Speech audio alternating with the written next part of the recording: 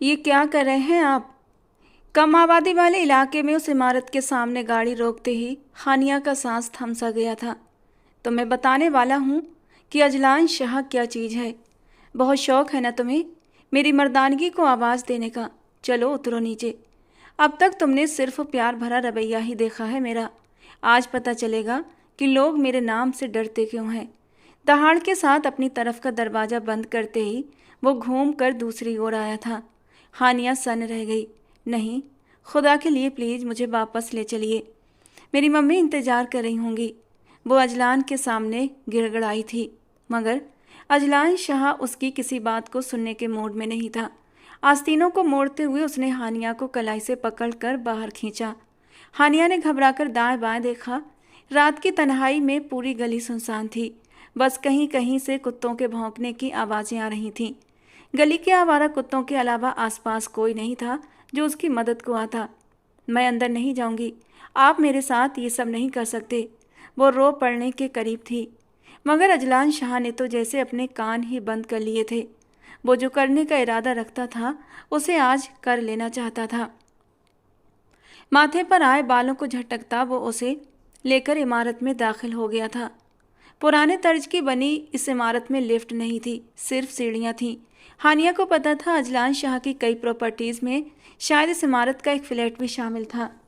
उसे वहाँ से पकड़कर लगभग घसीटते हुए वो सीढ़ियाँ चढ़ता हुआ उसे दूसरी मंजिल तक ले आया था। हानिया ने घबराकर इधर उधर देखा। पूरी इमारत सुनसान लग रही थी। आने वाले लम्हों के ख्याल से ही वो काँप कर रह गई थी। ये शख्स न जाने मेरे साथ क्या सलूक करेगा। उसने अजलान की तरफ देखा, जो अब दरवाज़ा खोल कर अंदर जा रहा था। चलो अंदर आ जाओ। हाथ पकड़कर उसने हानिया को खींचकर अंदर फेंका था। उसकी साड़ी का पल्लू दरवाजे के हैंडल में उलझकर तार तार हो गया था। बेख्तियार ही वो दोनों हाथों से अपने आप को ढकती 2 कदम पीछे हटी थी। अजलान की गहरी निगाहें उसे अपने वजूद पर फिसलती हुई महसूस हो रही थीं। नहीं, प्लीज़ नहीं, आप ऐसा नहीं कर सकते। एक एक कदम पीछे हटती वो बुरी तरह से रो पड़ी थी, मगर अजलान शर्ट के बटन खोलता रहस्यमयी मुस्कान के साथ उसकी ओर बढ़ता चला जा रहा था। अजलान शाह से उसकी नफरत नई नहीं थी। वो सिर्फ 7 साल की थी जब उसके पिता को दिल का दौरा पड़ा था, और उस दौरे की वजह कोई और नहीं बल्कि उसका सगा बड़ा भाई था। अजलान शाह का पिता तैमूर अली, जिसने अपने छोटे भाई को ज़मीन में हिस्सा देने से इनकार कर दिया था। उस वक्त हानिया के पिता बेबसी से रो पड़े थे। ऐसा मत करें भाईजान, मेरा कारोबार डूब चुका है। मेरी बेटी अभी छोटी है, उसकी पढ़ाई, घर का खर्च, बिजली पानी के बिल, ये सब मैं कहाँ से करूँगा। अब्बा जान ने तो ज़मीन मेरे नाम की थी ना, आप मुझे मेरे हक से वंचित नहीं रख सकते। बाप को यूँ रोता और गिड़गिड़ाता देखकर 7 साल की मासूम हानिया को यकायक अपने चाचा से नफरत होने लगी थी, मगर वो गुरूर से सिगार मुंह में दबाए पैर पर पैर रखे बैठे रहे थे। हानिया चुपचाप उस मंजर से हट गई थी। अपने पापा की उंगली छोड़कर वो अपने घर आ गई थी, क्योंकि वो अब अपने पापा को और ज़्यादा रोता देख ही नहीं सकती थी।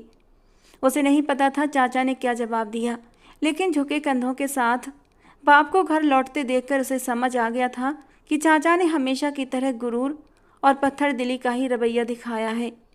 गांव में मौजूद कई एकड़ जमीन पर चाचा ने खुद ही कब्जा कर लिया था। उस रात घर लौटते ही हानिया के पापा चुपचाप अपने कमरे में जाकर लेट गए थे। खाना भी नहीं खाया था, बस हानिया को अपने पास बुलाया और उसे अपने सीने से लगाकर एक बार फिर से रो पड़े थे। मेरी मासूम बच्ची, मैं तेरे लिए कुछ भी नहीं कर सका, मुझे माफ़ कर दे। और हानिया ने अपने नन्हे नन्हे हाथों से अपने पापा के आंसू साफ कर दिए थे। पापा, आप मत रोइए, मैं बड़ी हो जाऊंगी ना तो ढेर सारे पैसे कमाऊंगी, फिर हमारे पास किसी चीज़ की कमी नहीं होगी। नन्ही सी हानिया को सिर्फ यही पता था कि उसके पापा पैसों की वजह से रो रहे हैं। काफ़ी देर तक वो हानिया को साथ लगाए बैठे रहे, और फिर हानिया की माँ शाजिया बेगम हानिया को अपने साथ ले गई थी और उसे दूसरे कमरे में जाकर सुला दिया। और फिर उसी रात महमूद अली को दिल का जोरदार दौरा पड़ा था। शाजिया बेगम काँप कर रह गई थीं। उन्होंने घबराकर फ़ोन उठाना चाहा और उसी पल हानिया ने फ़ोन उनके हाथ से ले लिया। किसी को फ़ोन करने की ज़रूरत नहीं है अम्मा, हमारा कोई भी रिश्तेदार नहीं। अब्बा को अस्पताल मैं खुद लेकर जाऊंगी।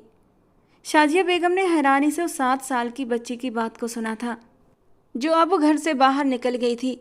कुछ ही देर बाद वो पड़ोस के चाचा हकीम को बुलाकर लाई थी, जिनके पास रिक्शा था। उन्हीं की मदद से महमूद अली को रिक्शे में डालकर अस्पताल पहुंचाया गया। डॉक्टर्स के मुताबिक उन्हें ज़बरदस्त सदमा पहुंचा था और हानिया जानती थी ये सदमा क्या था, अपने सगे रिश्तेदार की बदलती निगाहों का सदमा। कुछ अरसे बाद महमूद साहब ठीक होकर घर तो लौटे, लेकिन जैसे हमेशा के लिए चुप हो गए थे। कारोबार पूरी तरह डूब चुका था। शाजिया बेगम ने घर पर ही सिलाई मशीन रखकर कपड़े सिलना शुरू कर दिए थे। बाप के अस्पताल आने के कई दिन बीत गए थे, मगर चाचा जान ने एक बार भी आकर उनकी खैरियत नहीं पूछी थी। हाँ, अपने बेटे अजलान को खाना पूरी के लिए भेज दिया था। वो कई घंटे शाजिया बेगम के पास बैठा रहा था। हानिया ने नफरत से उस अपने से 10 साल बड़े लड़के को देखा, जो कॉलेज के साफ सुथरे यूनिफॉर्म में बैठा था। सारे ख्वाब पूरे करने की इजाज़त तो सिर्फ इन्हीं लोगों को है। तलखी हानिया के रोम रोम में बस गई थी। वक्त बीतता गया। महमूद अली ने मेहनत करके कुछ दुकानें बना ली थीं, जिनसे उनकी गुजर बसर अच्छी होने लगी थी।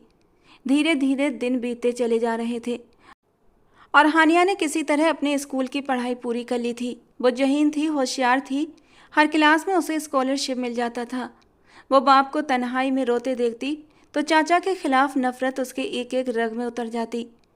परिवार में होने वाली दावतों में जब वो उन्हें देखती, सब लोग महंगे कपड़ों में, जेवरों से लदे बड़ी बड़ी गाड़ियों में आते, तो वो सोचती, मेरे बाप का हक खाकर ये सब कितने खुश हैं। मगर वो कुछ नहीं कर सकती थी। दिन बीतते जा रहे थे और वो 17 साल की हो गई। कॉलेज में एडमिशन का उसका तीसरा दिन था जब वो घर आई। शाजिया बेगम परेशानी से लॉन्च में टहल रही थी। क्या बात है अम्मी, आप बहुत परेशान लग रही हैं। अबू की तबीयत तो ठीक है ना? उसने सिर पर ओढ़ी हुई सियाह चादर उतार कर सोफे पर रखते हुए पूछा। धूप से आने की वजह से उसका गुलाबी चेहरा तपता हुआ लग रहा था। हाँ बेटा, तुम्हारे चाचा की तबीयत बहुत ख़राब है। भाभी जान का फ़ोन आया था, उन्हें गंभीर हार्ट अटैक आया है। तुम्हारे बाबा जान भी वहीं गए हुए हैं। उन्होंने फ़ोन करके कहा है, जैसे ही तुम कॉलेज से वापस आओ मैं तुम्हें लेकर हॉस्पिटल चली जाऊँ। माँ की बात सुनते ही हानिया के लबों पर एक जहर में डूबी हुई मुस्कान बिखर गई थी। ओह, चाचा जान को दिल का दौरा क्यों पड़ गया? दिल तो उनके पास है ही नहीं, दिल की बीमारी कहाँ से लगा ली? हानिया की बात पर शाजिया बेगम ने नापसंदगी से उसकी ओर देखा। अरे, कुछ भी उल्टा सीधा बोलती रहती हो। वो तुम्हारे चाचा हैं, न जाने किस बात का बैर है तुम्हें उनसे। उन्होंने तो कभी तुम्हारे साथ कोई बुरा सलूक नहीं किया। अब चलो जल्दी जाकर कपड़े बदलो, हमें हॉस्पिटल भी जाना है। माँ की बात पर उसने गुस्से से पैर पटका। अम्मा, मुझे नहीं जाना। कल मेरा एक बहुत ज़रूरी टेस्ट है और मुझे उसकी तैयारी करनी है। वो रूठे हुए से अंदाज में बुरी आंखों में गुस्सा लिए खड़ी रही, मगर शाजिया बेगम की घूरती नज़र पर वो पैर पटकती हुई अपने कमरे की ओर मुड़ गई थी। कपड़े बदलकर जब वो नीचे आई तो शाजिया बेगम तैयार थी।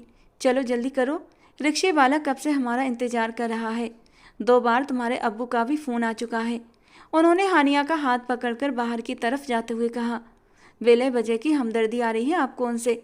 इतना पैसा है उनके पास, उन्हें हम जैसे रिश्तेदारों की ज़रूरत नहीं है। जब हमारा वक्त था तब तो अपने दरवाजे हम पर उन लोगों ने बंद कर दिए थे। मुँह मुँह में बड़बड़ाती वो माँ के साथ रिक्शे में जाकर बैठ चुकी थी। रिक्शा शहर के एक बहुत ही महंगे अस्पताल के सामने जाकर रुका तो हानिया की निगाह में वो मंजर घूम गया जब महमूद खानजादा को सरकारी अस्पतालों में इलाज के लिए अलग अलग वार्ड्स के धक्के खाते फिरते थे और एक एक टेस्ट और दवा के लिए शाजिया बेगम डॉक्टरों की मिन्नतें किया करती थीं। अम्मा, मैं अंदर नहीं जाऊंगी, मैं यहीं कॉरिडोर में इंतज़ार करूंगी। उसने एक बार फिर जिद पकड़ ली। शाजिया बेगम ने घूर कर उसे देखा। आखिर तुम्हारा मसला क्या है हानिया? मैं कह रही हूँ, तुम्हारे बाबा जान ने तुम्हें बुलाया है। कोई बात तो हो गई होगी ना, जिसके लिए वो इतना जिद कर रहे हैं। अब चुपचाप चलो अंदर। उन्होंने उसे आगे चलने का इशारा किया तो न चाहते हुए भी वो कमरों के नंबर देखते हुए आगे बढ़ने लगी। माँ के बताए हुए कमरे के सामने पहुंचकर उसने शाजिया बेगम को इशारा किया।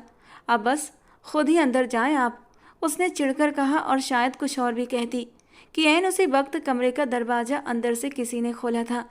हानिया ने चौंक कर देखा, सामने अजलान शाह खानजादा खड़ा था। हानिया ने आज उसे लगभग 7 सालों के बाद देखा था। लंबा अरसा हो गया था उसने उनके घर आना ही छोड़ रखा था। निकलता हुआ कद, सियाह आंखें और हमेशा की तरह फोल्ड की हुई आस्तीनें। वाकई उसकी पर्सनालिटी जादू भरी थी, जो किसी भी लड़की पर जादू कर सकती थी।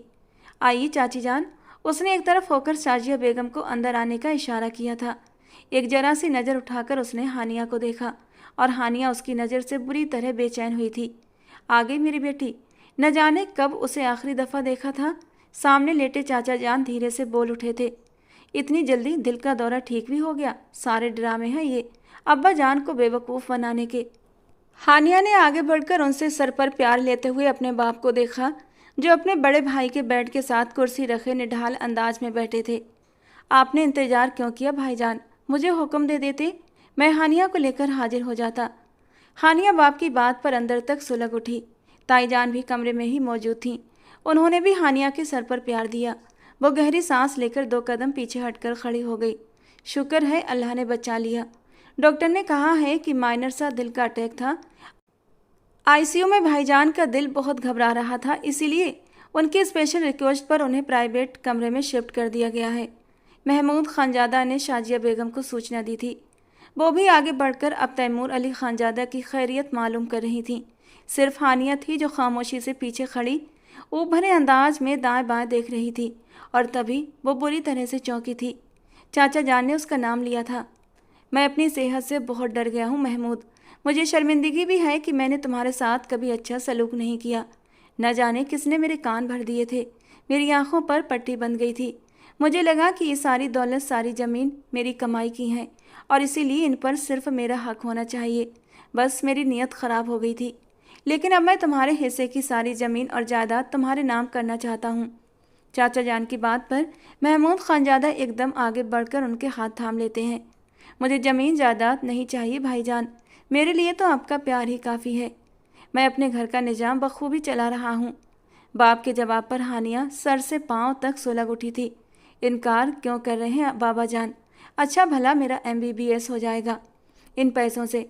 मन ही मन में सोचते उसने बेचैनी से पहलू बदला था, और तभी वो चौंकी। किसी की नज़रों की तपिश अपने ऊपर महसूस हुई थी उसे। बराबर में खड़े अजलान शाह ने गहरी निगाहों से उसका जायजा लिया था, और अजलान शाह की गहरी निगाहों से उसका दिल अनजाने डर से धड़कने लगा था।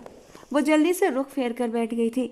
तुम्हारी बात ठीक है महमूद, मैं तुमसे बहुत प्यार करता हूँ और हमेशा करता रहूँगा। लेकिन मैं चाहता हूँ हमारे बच्चों के बीच भी ये प्यार परवान चढ़ जाए। मेरी सेहत का कुछ नहीं पता, अब मैं कभी ठीक नहीं हो सकूँगा। मुझे अपनी की गई गलतियों का अजाला कर लेने दो। मेरी बात मान जाओ। उन्होंने एक दफ़ा फिर महमूद खानजादा के दोनों हाथ पकड़े। पता नहीं अब ये क्या बात कर रहे हैं। हानिया ने ऊब कर दाएं बाएं देखा। महमूद साहब कुछ लम्हों तक सर झुकाए खड़े रहे और फिर बोले, भाईजान, मेरी कोई चीज़ आपसे बढ़कर नहीं है। जो आपने कहा मुझे वो कबूल है। मुझे कोई एतराज़ नहीं। आप मौलवी साहब को बुला लें, यहीं पर अजलान और हानिया का निकाह हो जाएगा। और हानिया के सर पर जैसे कोई बम फूटा था। उसने फटी फटी निगाहों से अपने बाप को देखा। निकाह? किसका निकाह? बेखुदी में ही उसके लबों से निकला था। सभी ने चौंक कर उसकी ओर देखा और बिस्तर पर लेटे चाचा जान मुस्कुराए थे। चुप करो हानिया, चलो बाहर। अम्मा जान ने पलटकर उसका हाथ थामा, लेकिन उसने घबराकर कमरे में देखा। सभी लोग शांत थे, जैसे ये बात पहले से ही तय हो चुकी हो। आप लोग मुझे यहाँ लेकर क्यों आए हैं? और चाचा जान किस निकाह की बात कर रहे थे? बाहर आते ही उसने बेधड़क माँ से सवालात किए थे। उन्होंने जवाब में एक दफ़ा फिर उसे घूर कर देखा। हर वक्त बोलना ज़रूरी नहीं होता हानिया, ये बड़ों की बातें हैं। तुम्हारे अब्बा और चाचा जान ने मिलकर तुम्हारा और अजलान का रिश्ता तय कर दिया है। उनकी ख्वाहिश है कि उनकी ज़िंदगी में ही तुम्हारा और अजलान का निकाह हो जाए। वो सेहतयाब होकर घर जाएंगे तो आराम से रुखसती की बात कर लेंगे। अम्मा जान ने जैसे उसे पहले से तयशुदा बात बताई थी, और हानिया साकित रह गई। आप लोग पहले से सब कुछ तय करके बैठे हैं? किसी ने मुझसे मेरी मर्जी मालूम की है? मुझे नहीं जाना उस फैमिली में। और वो अजलान, मैंने तो उसे आज ठीक से देखा है, पहली मर्तबा। इतना बड़ा है वो मुझसे। वो पैर पटक कर गुस्से के मारे जोर से चिल्लाई थी। आसपास से गुजरते कई लोग मुड़ मुड़ कर उन्हें देखने लगे। शाजिया बेगम ने उसका हाथ दबाया। चुप रहो हानिया, आज इतने अरसे के बाद तुम्हारे अब्बा अपने भाई के साथ राजी हुए हैं। देख नहीं रही वो कितने ज़्यादा खुश हैं। बीमारी के बाद आज पहली दफ़ा मैंने उन्हें मुस्कुराते हुए देखा है। अपने अब्बा की इस खुशी को मिट्टी में मत मिला दो। और क्या बुराई है अजलान शाह में? तुम्हारे चाचा का बेटा है, खूबसूरत है, पढ़ा लिखा है, अपना बिजनेस करता है। तुम्हें किसी चीज़ की कमी नहीं होने देगा। अरे, तुम्हें तो शुक्रगुजार होना चाहिए। शाजिया बेगम ने उसे सख्ती से डांटते हुए समझाया और हानिया की आंखों में पानी भरने लगा। लेकिन अम्मा, चुप रहो तुम। उन्होंने उसकी बात काट कर उसे चुप करवा दिया था। अजलान शाह कमरे से बाहर निकलता दिखाई दिया। एक नज़र हानिया पर डालता हुआ वो पास से गुजर गया। हानिया के रोने धोने का किसी पर कोई असर न हुआ। थोड़ी ही देर में मौलवी साहब अस्पताल के कमरे में मौजूद थे और फिर वहीं सबकी मौजूदगी में हानिया का निकाह अजलान शाह से कर दिया गया। निकाहनामे पर दस्तखत करते वक्त उसके हाथ बुरी तरह कांप रहे थे। उसने नज़र उठाकर अपने अब्बा को देखा था, जो बेहद खुश होकर उसे ही देख रहे थे। हानिया ने नज़रें फेर कर अपने पास बैठे अजलान शाह को देखा, जो बेजान नज़रों से सामने दीवार को देख रहा था। उसके चेहरे से कोई अंदाज़ा नहीं लग रहा था कि वो खुश है या उदास। साइन करो बेटा, देर मत करो। चाचा जान की आवाज़ पर उसने आंसू पीते हुए सर झुकाकर दस्तखत कर दिए। कमरे में मुबारक हो की आवाज़ें गूंजने लगीं। मैं बहुत खुश हूँ महमूद, तुमने मेरी बात का मान रखा। मैं जैसे ही ठीक होकर घर आऊँगा हम रुखसती की तारीख रखेंगे। बहुत धूमधाम से करूँगा मैं हानिया और अजलान की शादी। चाचा जान खुश होकर कह रहे थे। हानिया की आंखों से 2 आंसू टपक कर सामने रखे कागज़ में समा गए। साथ बैठी उस अजनबी दीवार से उसका निकाह हो चुका था, जिसने उसे देखना तक गवारा नहीं किया था। अम्मी, मुझे घर जाना है, मेरा कल टेस्ट है। वो अचानक ही उठकर खड़ी हुई थी और सबने चौंक कर उसकी ओर देखा। हाँ हाँ भाई, अब इसे घर जाने दो, ये थक गई होगी। कॉलेज से आते ही तो इसे यहाँ ले आए, चाचा जान ने खुशी से कहा। आइए, मैं आपको ड्रॉप कर देता हूँ, अजलान शाह ने बाहर निकलते हुए कहा और हानिया ने एक नफ़रत भरी नज़र उसकी ओर डाली। मुझे रिक्शा टैक्सी में आने जाने की आदत है, मैं चली जाऊँगी, आप जहमत ना करें। उसकी आवाज़ में पहाड़ों सी सख्ती थी। अजलान ने नज़र भरकर उसे देखा, लेकिन वो अम्मा जान का हाथ पकड़कर बाहर निकल गई। अजलान की नज़रों ने दूर तक उसका पीछा किया।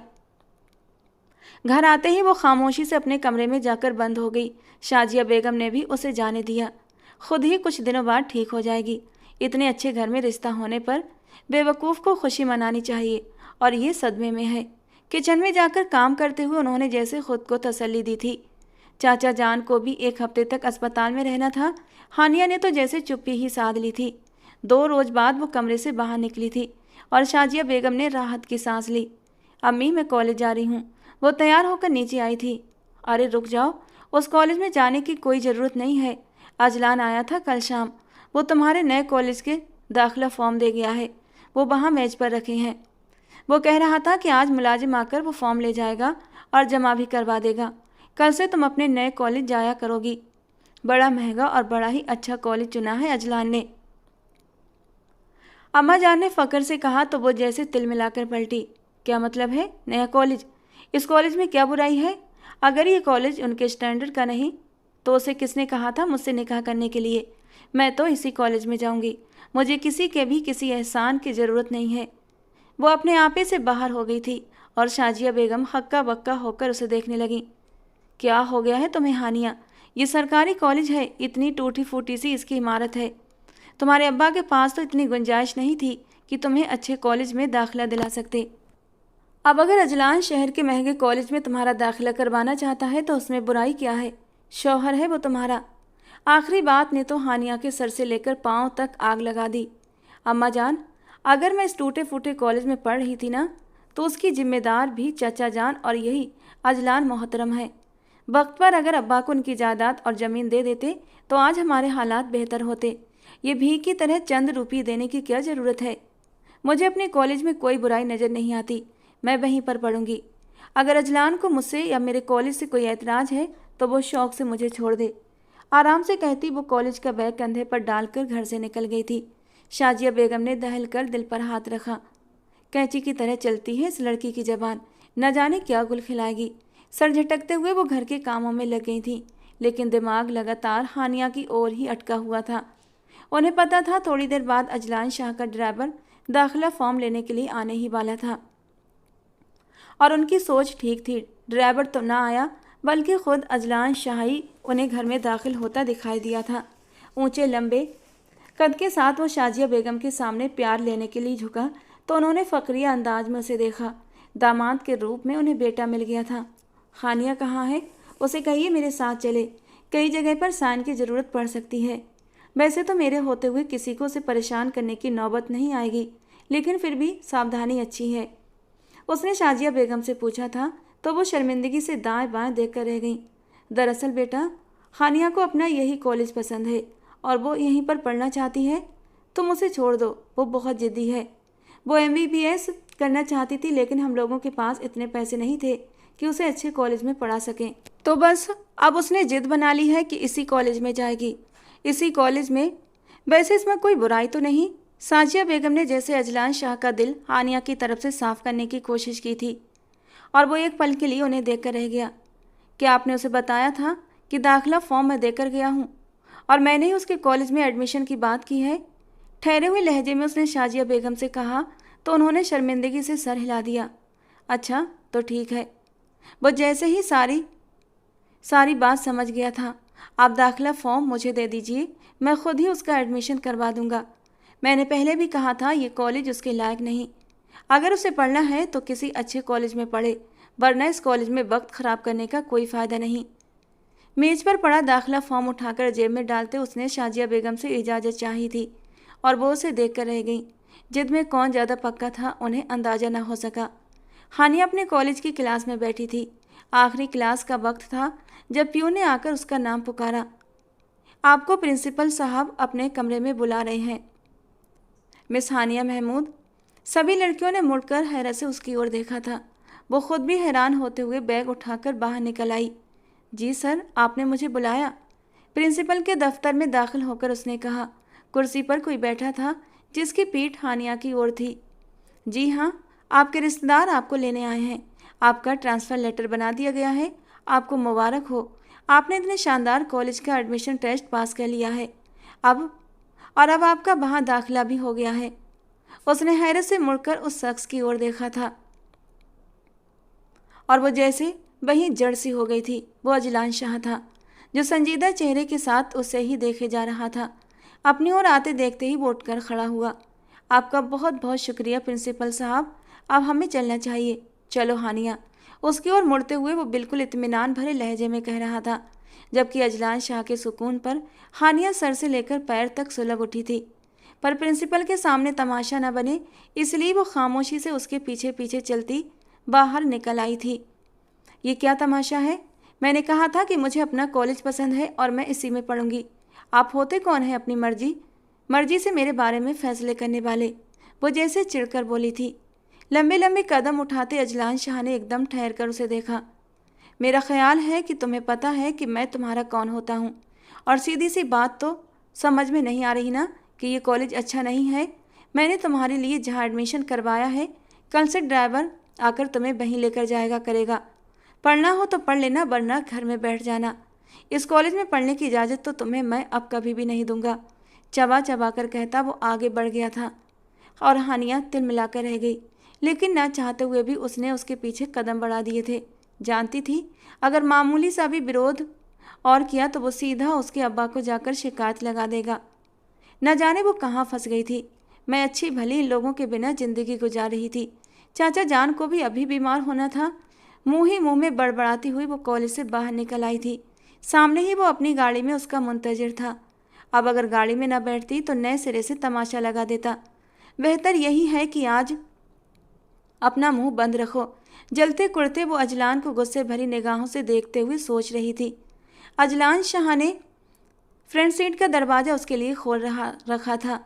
वो आगे बढ़ी और उसने जोरदार झटके से फ्रंट सीट का दरवाज़ा बंद कर दिया और पिछली सीट का दरवाज़ा खोलते हुए अंदर बैठते उसने एक नफरत भरी निगाह अजलान पर डाली थी। उसने एक नज़र हानिया को देखा और फिर गहरी सांस लेते हुए गाड़ी स्टार्ट कर दी। कल सुबह 8 बजे तैयार रहना, ड्राइवर तुम्हें लेने आएगा। और अब फिर से जिद मत करना कि वैन में धक्के खाते हुए कॉलेज जाया करोगी। तुम मेरी बीवी हो, अजलान शाह की बीवी हो, और मेरा कोई स्टैंडर्ड है। उसकी बात पर हानिया ने सुलगती हुई निगाह उस पर डाली थी, लेकिन वो उसे देख ही नहीं रहा था। दरवाज़ा खोलकर वो नीचे उतर गई थी। बहस करना बेकार था, मगर अंदर जाते ही उसने अपना सारा गुस्सा शाजिया बेगम पर निकाल दिया था, और शाजिया बेगम आराम से कपड़े तार पर डालते हुए उसकी बक बक सुनती रहीं। जब वो शाजिया बेगम के पीछे दौड़ते दौड़ते थक गई तो गुस्से से झल्लाकर बोली, अम्मा मैं आपको इतनी देर से कुछ कह रही हूँ, आपको असर ही नहीं हो रहा। आखिर कुछ तो जवाब दें। तुम्हारी बेसर पैर की बातों का मेरे पास कोई जवाब नहीं। और वो पैर पटकते हुए अपने कमरे में आ गई थी। मेरे घर वालों पर जैसे इस आदमी ने जादू कर दिया है, लेकिन मुझ पर जादू नहीं कर सकेगा। मैं भी हानिया खान हूँ। अगले दिन उठते ही वो तैयार होकर अपने नए कॉलेज में चली आई थी। अजलान शाह की भेजी हुई शानदार गाड़ी ने उसे कॉलेज के गेट के सामने उतारा था। कॉलेज की इमारत को देखते हुए वो हैरान रह गई थी। ऐसे कॉलेज में पढ़ने का तो उसने ख्वाब में भी नहीं सोचा था। क्लास में बैठते हुए एक पल के लिए वो झिझक सी गई थी। सारे ही लड़के लड़कियां हाई क्लास से ताल्लुक़ रखने वाले थे। सिर्फ एक वही थी जो मिडिल क्लास की थी। योर नेम प्लीज़, क्लास में आने वाले प्रोफेसर ने उसकी ओर देखते हुए पूछा था। नया चेहरा होने की वजह से वो उसे पहचान गया था। हानिया महमूद शाह। कॉन्फिडेंस से भरपूर अंदाज में खड़े होकर उसने जवाब दिया तो एक पल के लिए पूरी क्लास ने चौंक कर उसकी ओर देखा। सभी उसे देख रहे थे, खासकर वो professor. Okay okay sit down please, professor ने उससे कहा। लेकिन हानिया को उसकी गहरी नज़रें खुद पर जमी साफ महसूस हो रही थीं। अरे ये तो वही है, अजलान शाह की वाइफ। लड़के और लड़कियां आपस में सरगोशियां कर रहे थे और ये सरगोशियां हानिया के कानों में पड़ चुकी थीं। पजल सी होती वो अपनी किताबें खोलकर उन पर झुक गई थी। क्लास ख़त्म हुई तो सारे ही लड़के लड़कियां उठकर बाहर निकल गए थे। वो भी बैग में किताबें संभालती बाहर निकल रही थी जब उसे अपनी पीठ पर प्रोफेसर की आवाज़ सुनाई दी। एक्सक्यूज़ मी मिस हानिया। हैरान होते हुए वो पलटी थी। जी सर, उसने पूछा तो प्रोफेसर मुस्कुरा दिया। सर नहीं, हारून नाम है मेरा। मैं अजलान का बहुत अच्छा दोस्त हूँ। उसने मुझे तुम्हारे बारे में बताया था। क्लास के ख़त्म होने पर तुम मुझे हारून कहकर बुला सकती हो। अगर उसे पता चल गया कि उसकी वाइफ मुझे सर कहती है तो ना मालूम मेरा क्या हासिल करेगा, वो हंसते हुए कह रहा था। हानिया शर्मिंदा सी होने लगी। अजलान का हवाला हर जगह उसे सुनाई दे रहा था और ये उसके लिए इंतहाई गुस्से का कारण बन रहा था। ऐसी कोई बात नहीं है, उसने कहना चाहा, मगर हारून ने उसे एक दफ़ा फिर तायद की थी कि क्लास के अलावा वो उसे सिर्फ हारून कहकर ही मुखातिब करे। न चाहते हुए भी इस बात में सर हिलाते हुए वो क्लास से बाहर निकल आई थी। कॉलेज का माहौल और पढ़ाई उसे बहुत पसंद आए थे। दिल ही दिल में वो इस बात की कायल भी हो गई थी कि इंस्टीट्यूट के हवाले से अजलान शाह की चॉइस बेहतरीन थी। और फिर तो जैसे एक रूटीन सी शुरू हो चुकी थी। घर से कॉलेज, कॉलेज से घर। कॉलेज में उसे हारून की जानिब से मुकम्मल सपोर्ट हासिल थी। किसी भी किस्म की परेशानी को वो चुटकियों में हल कर देता था। अक्सर वो क्लास के बाद उसे अपने ऑफिस में बुलवा लेता। छोटी छोटी बातें करते वो उसे कॉलेज के माहौल में इंटरेस्ट लेने की सलाह देता। करियर काउंसलिंग करते करते वो अक्सर उसे घर के बारे में बातें पूछने लगता।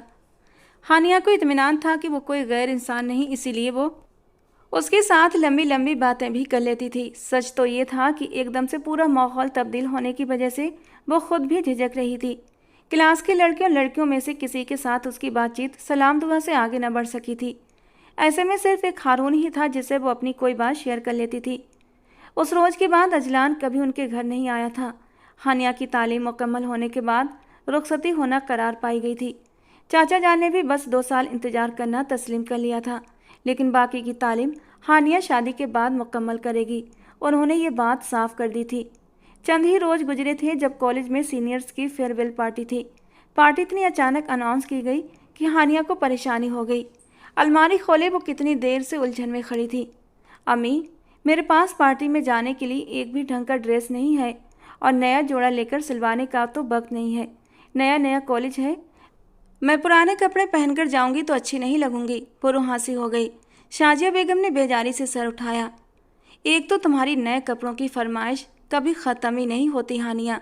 अरे बाकी पुराने कपड़े हैं तो अपनी ससुराल से आए हुए कपड़े ही पहन लो जो उन्होंने मंगनी का तोहफा देकर तुम्हें भेजे थे। तुमने अब तक उन्हें खोल कर भी नहीं देखे। माँ की बात पर हानिया का गला कड़वा हो गया।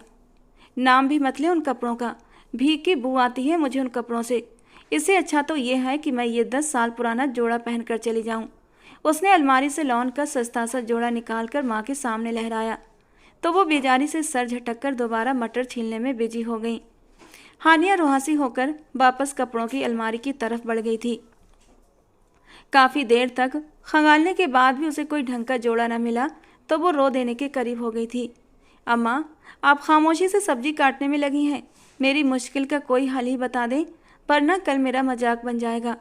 शाजिया बेगम ने उसकी बात पर सर उठाया। तुम ऐसा करो, मेरी साड़ियों में से एक साड़ी पहनकर चली जाओ, वो साड़ियाँ जो मैंने अपने दहेज और बरी के वक्तों में बनाई थीं। माँ की बात पर वो एक लम्हे के लिए चुप सी हो गई। आज से पहले उसने कभी साड़ी नहीं पहनी थी, लेकिन अम्मा का पुराना ट्रंक खोलकर उसने सारी साड़ियाँ निकाल ली थीं। साड़ियाँ वाकई बहुत अच्छी थीं। उन्हीं में से एक बेहद नर्म और बारीक कपड़े की साड़ी निकालते ही उसने उसे प्रेस करके अलग रख दिया। साड़ी को देखकर एक पल के लिए शाजिया बेगम उलझन में पड़ गई थी। पता नहीं अजलान शाह को कैसा लगे साड़ी पहनना। तुम्हारे ससुराल में साड़ी पहनना गलत समझा जाता था, इसीलिए तो मेरी सारी साड़ियाँ भी यूं ही रखी हुई हैं, उन्होंने कहा तो हानिया तिलमिला उठी थी। आप ऐसा करें, अजलान को फ़ोन करके पूछ लें मेरा सांस लेना उसे कैसा लगता है, ताकि मैं सांस लेना ही बंद कर दूं। अगर उसे ना पसंद है तो या फिर अपनी गिनती बता दे कि दिन में मुझे कितनी सांसें लेनी है, इससे ऊपर एक सांस भी नहीं लेनी। उसकी बात सुनकर शाजिया बेगम ने कमरे से निकल जाना ही बेहतर समझा था। चाह कर भी उसके दिल से अजलान शाह के लिए वो नफरत नहीं निकाल पा रही थी। अगले दिन वो माँ की साड़ी पहनकर तैयार हो गई थी। लाइट से मेकअप में उसका हुस्न दो आतिशा हो गया था। साड़ी ने उसके लंबे कद को और भी निखार दिया था। शाजिया बेगम ने उसे देखा तो बेख्तियार उसका माथा चूमा था। बहुत प्यारी लग रही हो माशाल्लाह। अब जाओ, अल्लाह तुम्हें बुरी नज़र से बचाए। वो शर्माती हुई धीरे से मुस्कुरा दी थी। बाहर गाड़ी उसका इंतजार कर रही थी। गाड़ी में बैठते ही उसने ड्राइवर को चलने का इशारा कर दिया। कॉलेज की पार्टी हस्बे मामूल रंग बिरंगी थी।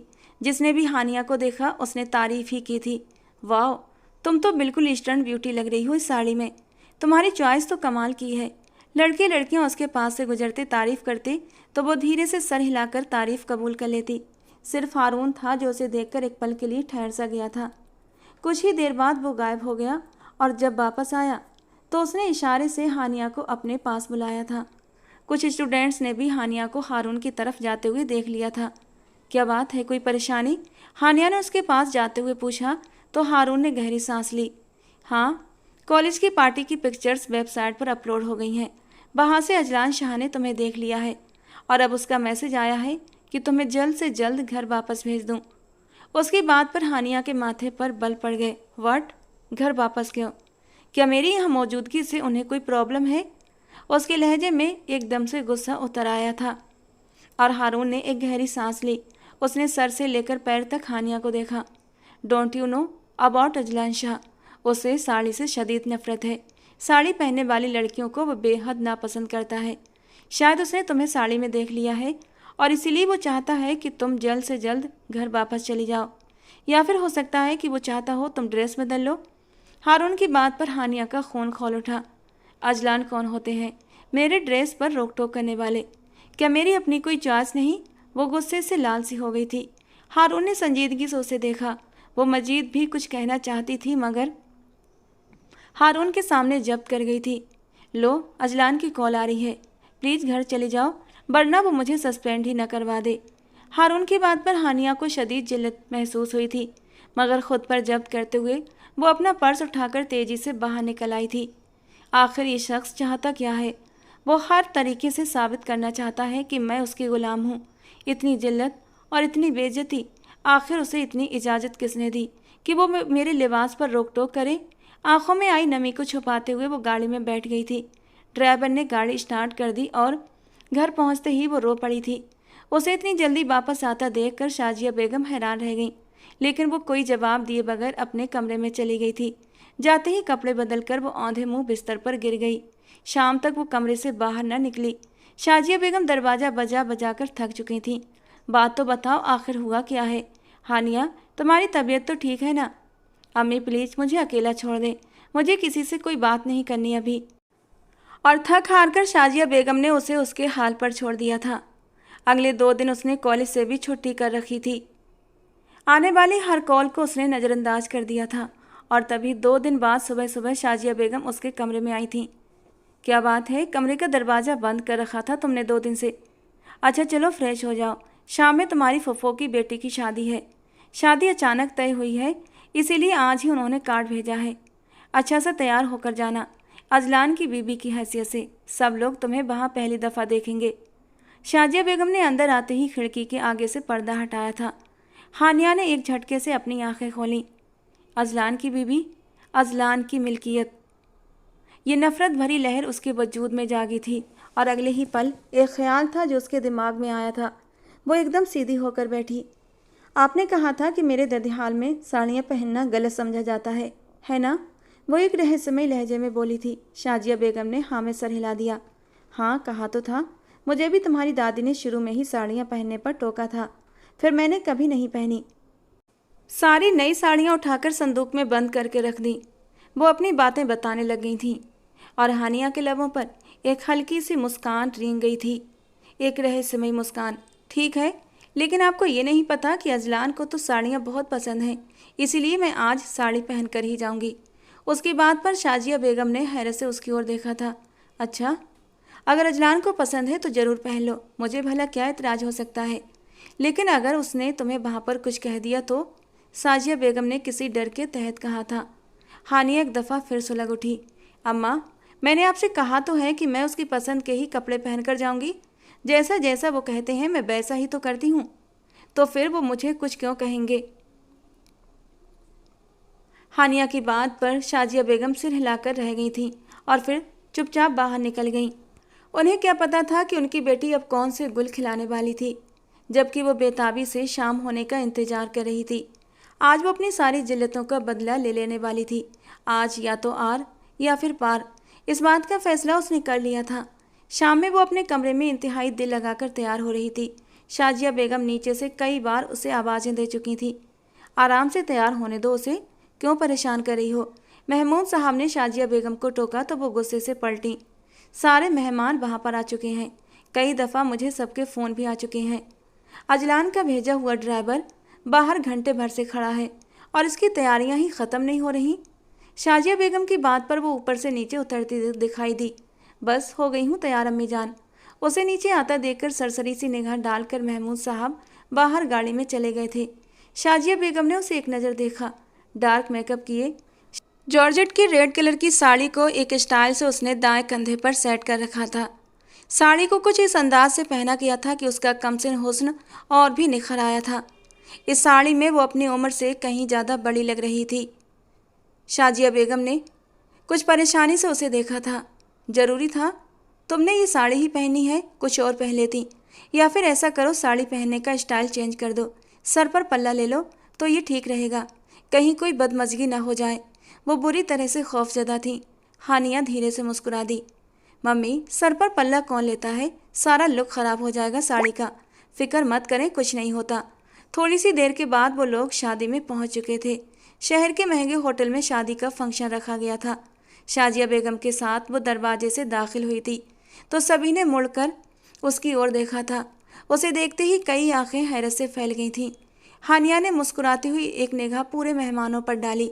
किसी ने साड़ी नहीं पहन रखी थी, तो अम्मा की बात दुरुस्त थी, अब आएगा मज़ा। मुस्कुराते हुए वो एक और रखी कुर्सियों में एक पर जाकर बैठ गई थी। शाजिया बेगम तो रिश्तेदारों से मिलने लग गई थी। महमूद साहब पहले ही तैमूर खानजादा साहब के पास जाकर खड़े हो गए थे। अजलान खानजादा ने उसे शाजिया बेगम के साथ अंदर आते देख लिया था और अब उसके माथे की बलों में एक के बाद एक इजाफा होता जा रहा था।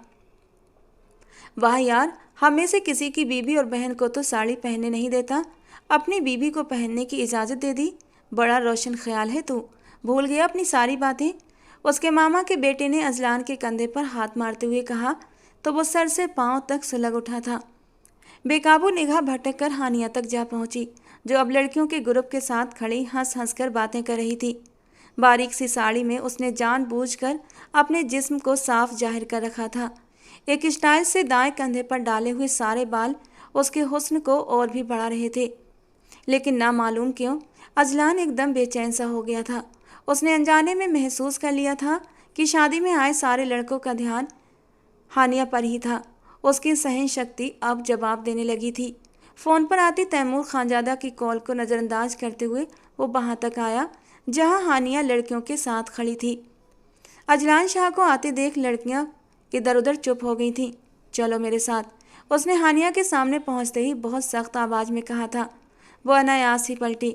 अजलान शाह का चेहरा एकदम लाल हो चुका था। अजलान शाह को अपने सामने खड़ा देख हानिया के होंठों पर मुस्कुराहट खेल उठी। अरे आप, लेकिन शादी की रस्में तो अभी शुरू नहीं हुई, कहाँ जाना है? उसने हैरानी से पूछा। मगर अजलान के माथे पर गुस्सा साफ था। उसने सख्ती से अपने होंठ दबाए। उसने हानिया का बाजू पकड़ लिया। तमाशा करने की जरूरत नहीं, मैंने कहा है चलो तो चुपचाप मेरे साथ चलो। उसकी आवाज़ में पत्थर जैसी कठोरता थी। हानिया पल के लिए स्तब्ध रह गई।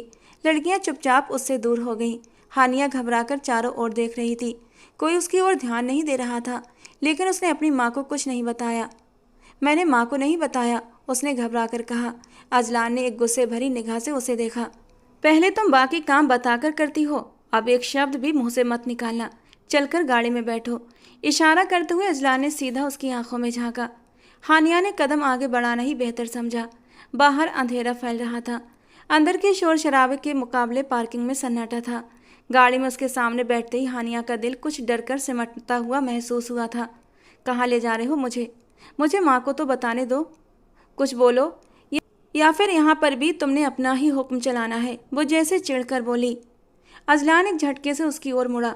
तुमने क्या पहन रखा है? क्या तुम्हें थोड़ी सी भी समझ है? मुझे इस ड्रेस से नफरत है, और तुम इतने गर्व से परिवार की सभा में पहनकर आई हो इसे। जानते हो लोगों ने मेरा कितना मजाक उड़ाया है। बहुत पतली सी ये साड़ी उसने पहनकर खुद को आईने में देखा था। उसका पूरा शरीर उभर रहा था। तुम्हारे पास पहनने के लिए और कपड़े नहीं थे क्या? एक झटके से उसकी साड़ी का पल्लू उसकी तरफ फेंकते हुए अजलान ने नफरत से कहा था, और हानिया सन्नाटे में रह गई। इतनी जोरदार आग लगेगी इसका तो उसे बिल्कुल भी अंदाजा नहीं था। वो तो बस अजलान शाह को चिढ़ाना चाहती थी। मेरे पास और कपड़े नहीं थे, इसीलिए यही पहन ली। बात संभालने के लिए जो मुंह में आया उसने कह दिया। अजलान ने गहरी सांस ली। नहीं हानिया, मैंने पिछले महीने ही कई कीमती जोड़े लेकर तुम्हें भेजे थे। अगर चाहती तो वो पहन सकती थी। तुम जानबूझकर ये पहन कर आई हो। मुझे पहले ही पता चल गया था। तुम सबको ये कहती फिरती हो ना कि अजलान कौन होता है, तुम पर हुकूमत करने वाला। तो मैं आज तुम्हें बता देता हूँ कि अजलान कौन है। उसके होंठों से शब्दों की जगह आग निकल रही थी, और हानिया सन्नाटे में रह गई थी। वो गाड़ी स्टार्ट कर रहा था, और हानिया को कुछ गड़बड़ का एहसास हुआ। कहाँ ले जा रहे हो? अब बहुत देर हो रही है, मैं घर जाकर कपड़े बदल लूँगी, उसने कहा, क्योंकि अजलान का गुस्सा देखकर अब उसे सच में अपनी गलती का एहसास हो रहा था। अगर वो थोड़ा ढंग की साड़ी पहनकर आती तो शायद अजलान उसे माफ़ भी कर देता, लेकिन इस तरीके की साड़ी में गुंजाइश ही नहीं थी माफ़ी की। लेकिन अजलान उसकी बात नज़रअंदाज करता गाड़ी स्टार्ट कर चुका था, और हानिया के हथेलियों में पसीना उतरने लगा। मैंने पूछा कहाँ लेकर जा रहे हो मुझे? वो एक बार फिर जोर से चिल्लाई थी। बताया तो तुम्हें, आज अपने रिश्ते की अहमियत बताना चाहता हूँ। आज के बाद तुम ये नहीं कहोगी कि मैं कौन होता हूँ तुमसे कुछ भी कहने वाला। और वो रोने लगी, अपनी गलती की माफ़ी भी मांगने लगी। मगर उसके रोने चिल्लाने का अजलान पर कोई असर नहीं हुआ। हानिया को अपनी गंभीर गलती का अच्छी तरह एहसास हो चुका था। अब उसे समझ आ रही थी कि शाजिया बेगम उसे समय समय पर अजलान के गुस्से से क्यों डरा देती थी। और अब वो उस फ्लैट के कमरे में बेड के कोने में दुबकी सिमटी सी बैठी हुई थी, और अजलान उसकी ओर धीरे धीरे बढ़ रहा था। प्लीज़ अजलान, मुझे माफ़ कर दो। हानिया की आंखों में आंसू उतरने लगे। नहीं Azlan please, I am sorry, मुझे नहीं पता था आपको साड़ी इतनी ज़्यादा नापसंद है। मैं आगे से कभी इसे नहीं पहनूंगी। वो अचानक फूट फूट कर रोने लगी। तीसरे बटन पर अजलान शाह का हाथ जैसे रुक सा गया था। गहरी सांस लेते हुए उसने आगे बढ़कर हानिया को दोनों कंधों से थामा। बैठ जाओ, मैं कुछ नहीं कर रहा, और इतना परेशान होने की ज़रूरत नहीं। उसकी नरम आवाज़ पर हानिया ने आंसू भरी निगाहें उठाकर उसे देखा। उसके चेहरे पर एक नरम सा असर था, आंखों में गुस्से की जगह भावनाएं झलक रही थीं। हानिया की निगाहों में अनिश्चितता उतरी। तो क्या ये सब एक ड्रामा था? मुझे नीचे दिखाने के लिए, मेरे आंसू देखने के लिए, मेरा कमज़ोर पड़ जाना देखने के लिए? हानिया को एकदम से तेज गुस्सा आया। मुझे घर वापस जाना है, आंसू पोंछते हुए उसने कट्टरता भरे लहजे में कहा। क्या तुम्हें मेरा साथ पसंद नहीं? अगर तुम सच में मेरे साथ कुछ वक्त नहीं बिताना चाहती तो मैं अभी तुम्हें तुम्हारे घर छोड़ दूंगा। तुम्हें तुम्हारी मर्जी के खिलाफ हाथ भी नहीं लगाऊंगा। अजलान शाह का लहजा थोड़ा कठोर था, लेकिन हानिया को फिलहाल बस यहाँ से जाने की जल्दी पड़ी थी। हाँ, मुझे आपके साथ नहीं रहना, मुझे घर वापस जाना है। वो पुरानी वाली हानिया बन चुकी थी। अजलान कुछ पल तक उसे देखता रहा, फिर पीछे से उसने अपनी चाबी उठाई।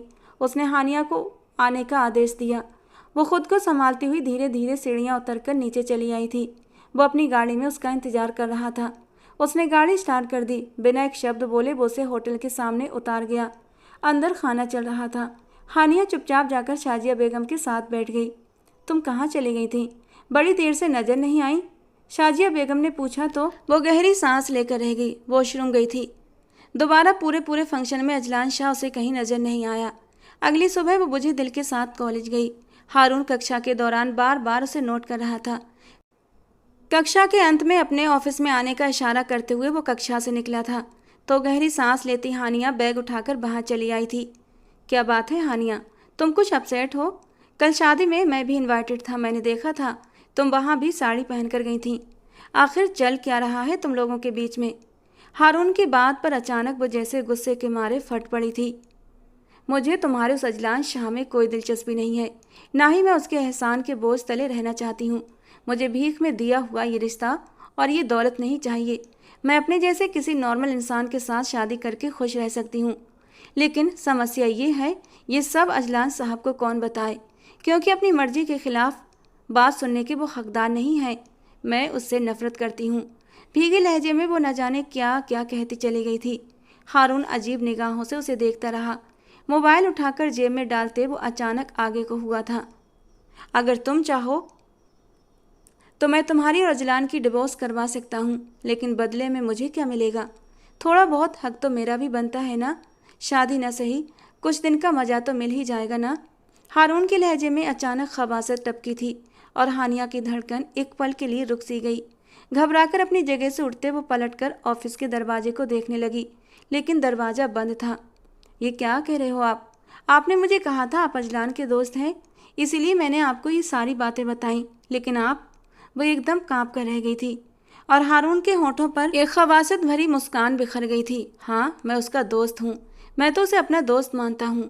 एक अमीर आदमी को कौन अपना दोस्त नहीं कहेगा? लेकिन क्या तुमने कभी उससे पूछा है कि वो मुझे अपना दोस्त स्वीकार करता है या नहीं? तुम उसे तलाक क्यों मांगोगी? वो खुद ही तुम्हें तलाक देने वाला है। जो चोट मैंने तुम्हारे और उसके रिश्ते को लगाई है ना, अब कभी तुम लोग साथ नहीं रह सकते। बहुत सारे बदले हैं मेरे अजलान शाह की तरफ। बचपन से लेकर आज तक उसकी पर्सनालिटी की वजह से हमेशा मैं नज़रअंदाज होता चला रहा हूँ, लेकिन अब उसकी सारी खुशियों पर पानी फेर दिया है मैंने। वो खबासत से हंसा था और उसके होंठ फड़फड़ाए। हारून उसकी ओर मुड़ा। ओह कमिन, कितनी बेवकूफ़ लड़की हो तुम। तुम्हें अब तक पता नहीं चला? तुम्हारी नफ़रत भरी सारी बातें मैं अजलान तक पहुंचाता रहा। बड़ा खुश था वो तुमसे निकाह करके। बचपन का प्यार जो तुम्हें बचपन से चाहता आ रहा था, और वो तुमसे शादी के बाद भी बड़ा खुश था। लेकिन उसकी किस्मत फूटी कि उसने खुद तुम्हें लाकर यहाँ छोड़ दिया, अपने सबसे बड़े छिपे हुए दुश्मन के सामने। तुम जो कुछ मुझे उसके बारे में कहती रही, मैं सब उसे पहुँचाता रहा। और साड़ी वाली बात भी मैंने जानबूझकर तुम्हारे दिमाग में डाली थी। मुझे पता था तुम बदला लेने के लिए उसके सामने साड़ी जरूर पहनोगी, और देखा तुमने वही किया। अब बस इंतज़ार करो, 1 या 2 दिन में वो तुम्हें खुद ही तलाक भेज देगा और उसके बाद तुम वही करोगी जो मैं कहूँगा, वरना मैं पूरे कॉलेज में मशहूर कर दूंगा कि तुम्हारा और मेरा अफेयर है। उसके बाद तुम कहीं भी नहीं रहोगी। ये कहकर वो हानिया की ओर झुकते हुए मकरूह अंदाज में बोल रहा था। हानिया का दिल चाहा कि उसके मुंह पर एक जोरदार थप्पड़ मार दे, मगर वो ऐसा न कर सकी क्योंकि उसके दोनों हाथ बंधे हुए थे। उसने खुद अपने पर्दे डाल रखे थे। वो घबराई हुई नज़र से ऑफिस के बंद दरवाजे को देखने लगी। कोई नहीं आएगा तुम्हें बचाने। सबको पता है कि तुम घंटों घंटों मेरे ऑफिस में बैठी बातें करती रहती हो। उसके हाथ को थामते हुए हारून ने मतलब भरे लहजे में कहा था, और ठीक उसी वक्त जोरदार आवाज़ से उसका दरवाज़ा खुला। हानिया के साथ साथ हारून घबरा कर पलटा था। अजलान? हानिया के होंठ बेख्तियार हिले। वो दरवाजे में ही खड़ा था। गंभीर निगाहें हारून पर टिकी थीं। तुम यहाँ क्या कर रहे हो? हारून एकदम घबराकर खुद को संभालते हुए सीधा हुआ था। अजलान शाह ने नपे तुले कदम उठाए और अंदर दाखिल हुआ। ये बात तो तुम खुद से पूछो। जब हानिया मेरे खिलाफ बात कर रही थी तो तुमने मेरी कॉल लगाई थी। तुम सारी बातें मुझे सुनवाना चाहते थे, मेरा वफादार बनकर, लेकिन तुम्हारी बदकिस्मती कि तुम्हारे काटने पर कॉल कटी नहीं थी और मैं तुम्हारे कॉलेज के बाहर ही खड़ा था। मुझे आज हानिया से कुछ बात करनी थी, इसीलिए यहाँ पर आया था और मैंने सारी बातें सुन ली। शांत अंदाज में कहते हुए वो हानिया के ठीक पास आकर खड़ा हुआ था और हानिया की जान में जान आई थी, जैसे कोई मजबूत पनाहगाह के साए में आ गई हो, जबकि हारून के माथे पर पसीने की बूंदें नजर आ रही थीं। वे दोनों ही देख चुके थे। अब मुझे समझ आया तुम हमेशा घुमा फिरा कर मुझे हानिया की बातें क्यों बताते थे। हानिया तुमसे मेरे खिलाफ बातें शेयर करती, वो मुझसे नफरत करती है। सब तुम मुझे जानबूझकर बताते थे। तुम हमेशा मेरी तवज्जो हासिल करना चाहते थे ताकि मैं अपनी कंपनी में तुम्हें अच्छी पोस्ट दे दूं। तुम्हारा लालच तुम्हारे मुंह पर लिखा हुआ दिखता है, लेकिन पर्दे के पीछे तुम मुझे इतना बड़ा नुकसान पहुंचाओगे, ये बात तो मैं सोच भी नहीं सकता था। लेकिन तुम्हें अंदाजा नहीं, तुमने अजलान शाह से टक्कर ली है। मैं तुम्हें कहीं का नहीं छोड़ूंगा, और मेरी बीवी के साथ हैरेसमेंट करने वाले का अंजाम क्या होगा इसका तो तुम्हें खुद भी पता है। ये कहते हुए उसका लहजा मौत जैसा सर्द था। हारून के छक्के छूट गए। नहीं अजलान, ये लड़की झूठी है, इसकी बातों में मत आना, मैं तुम्हें बताता हूँ। वो अपना स्पष्टीकरण दे रहा था, मगर अजलान पलटकर कमरे से बाहर निकल गया, कहते हुए चलो हानिया। उसने मुड़कर हानिया से कहा था तो जैसे वो एक नए सिरे से जिंदा हो गई थी। बाहर गाड़ी में उसके सामने बैठते ही उसकी आंखों में आंसू उमड़ने लगे। आई एम सॉरी, पहली बार उसने दिल से सॉरी कहा था। अजलान ने एक नज़र उस पर डाली। कोई बात नहीं, तुम्हें मुझसे इतनी सारी शिकायतें थीं, लेकिन तुम्हें मुझे बताना तो चाहिए था। मुझे तुम्हारी साड़ी पहनने पर कभी कोई आपत्ति नहीं रहती, अगर तुम सिर्फ एक बार मुझे बता देती, मैं खुद तुम्हें अपने हाथों से साड़ी खरीद कर देता। लेकिन मेरे खिलाफ इतनी नफरत क्यों उमड़ी तुम में? तुम्हारे अंदर इतना जहर कैसे आया? मैं मानता हूँ बाबा ने चाचा की जायदाद उन्हें ना देकर गलती की थी, लेकिन अब तो वे सारे कागजात बनवा चुके हैं और कुछ ही दिनों में सारी ज़मीन चाचा के नाम हो जाएगी। इस सब की सज़ा तुमने मुझे क्यों दी? तुमसे निकाह करना मेरी ख्वाहिश थी, बाबा जान की नहीं। मैं सच में तुमसे मोहब्बत करता हूँ, तुम्हारा ख्याल रखने की कोशिश करता हूँ। इसमें दौलत का दिखावा या कोई एहसान नहीं। अजलान और कुछ कहने ही वाला था, मगर वो शर्मिंदगी से सिर झुकाए बैठी थी। मैं कई सालों तक तुम्हारे घर नहीं आया, लेकिन इसका ये मतलब नहीं कि मैं तुमसे अनजान या लापरवाह था। सिर्फ बाबा जान की आंखों पर बंधी पट्टी खोलनी थी मुझे। रिश्तेदारों ने उन्हें चाचा जान के खिलाफ भड़का रखा था। धीरे धीरे जब उन्हें अपनी गलतियों का एहसास हुआ तो मैंने तुमसे निकाह की बात की। अस्पताल में तुम्हें पहली बार देखकर मेरा दिल जोर से धड़क उठा था, लेकिन तुमने मुझे देखा तक नहीं। तब मुझे अंदाजा नहीं था कि तुम मुझसे इतनी नफरत करती हो। तुम्हें इस कॉलेज में पढ़ाने का मेरा मकसद सिर्फ यही था कि तुम मेरी नज़रों के सामने रहो। यहाँ के स्टाफ हर किसी के साथ मेरी अच्छी सलाम दुआ है, सिर्फ एक हारून नहीं।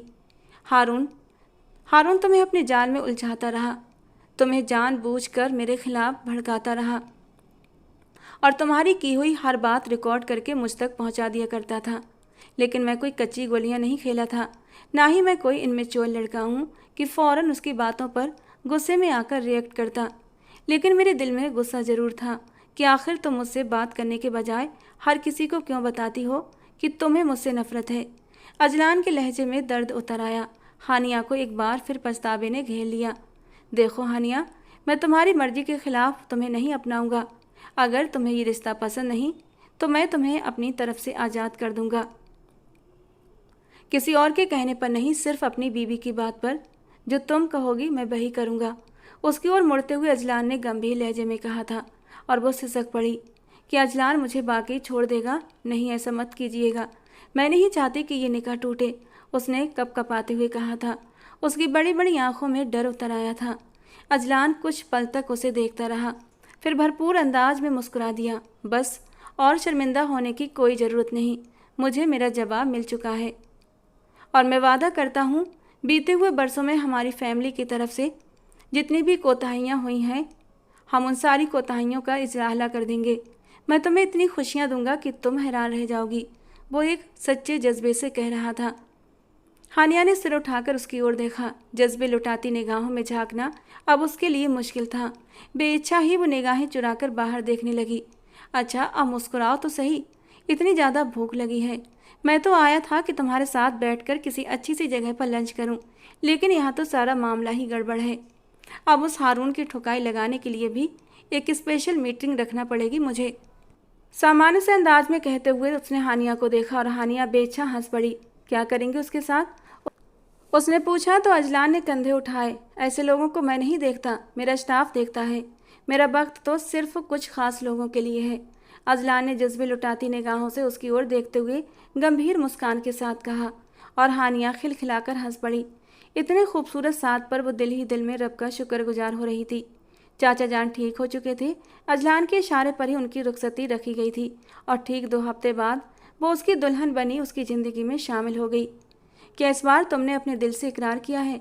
उसके हाथों में हीरे की अंगूठी पहनाते हुए अजलान ने मोहब्बत से पूछा। मुस्कुराते हुए सिर हिलाकर हानिया ने जैसे उसे मोहब्बत की सनद थमा दी थी। धीरे से वो उसके नरम होठों पर झुका था और हानिया जो उसके नरम स्पर्श के लिए खुद को तैयार करने लगी और आंखें मूंद गई। लेकिन अजलान शरारत से मुस्कुराता हुआ उसकी बंद आंखों को देखता हुआ धीरे से उसके होठों के करीब आया था और अगले ही पल एक जोर का कट मार गया। हानिया के होठों से एक सिसकी निकली थी। आप बहुत बुरे हैं, वो अपने होठों को उंगलियों से सहलाते हुए बोली, जबकि अजलान ने खिलखिलाते हुए उसे अपनी बाहों में समेट कर उसके होठों पर अपने होठों का नरम मरहम रखा था। सांसों का तेज तूफान जो दोनों के सीने में मचल रहा था। वैसे सच बताऊं, तुम उस रेड साड़ी में कयामत से कम नहीं लग रही थी, खास कर तुम्हारी ये नरम धड़कनें।